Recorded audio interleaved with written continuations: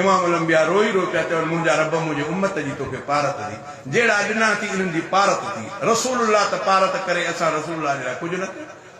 चए महबूब मां जे लुड़कनि मथां बि सदके अरफात जी दुआ ऐं सुॾकनि मथां बि सदके अरफात जी दुआ ऐं सुॾकनि मथां बि सदके ताइफ़ जे शहर वारनि केॾो ज़ुल्म कयो रत सां जिस्म जो रंगीन थी पियो उन पाक रत जे प्यारा कतरनि मथां बि सदके अरफात जी दुआ ऐं सुॾकनि मथां बि सदके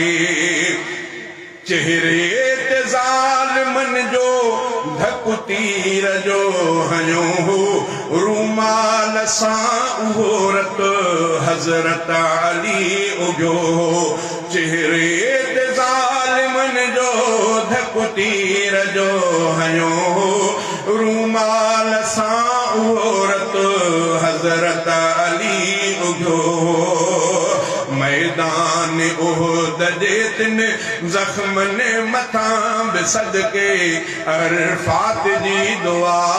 ऐं सुॾकनि मथां बि सदके बीठा हुयऊं रखी जो हमज़ा जो लाश आॾो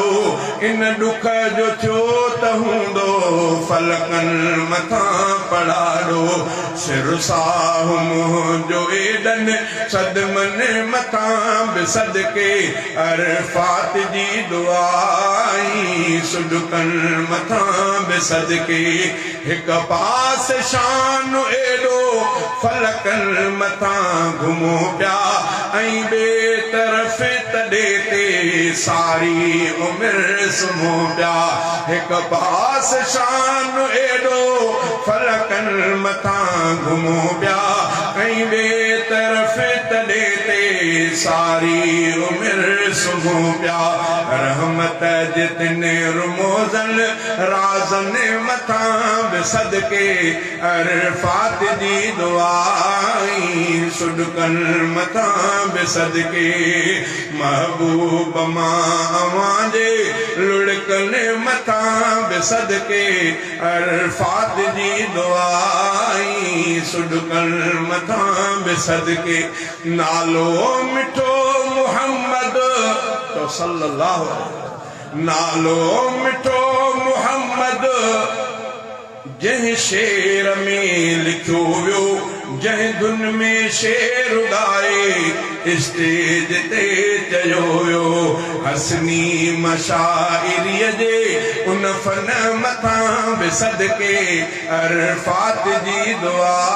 ऐं सुॾकनि मथां बि सदके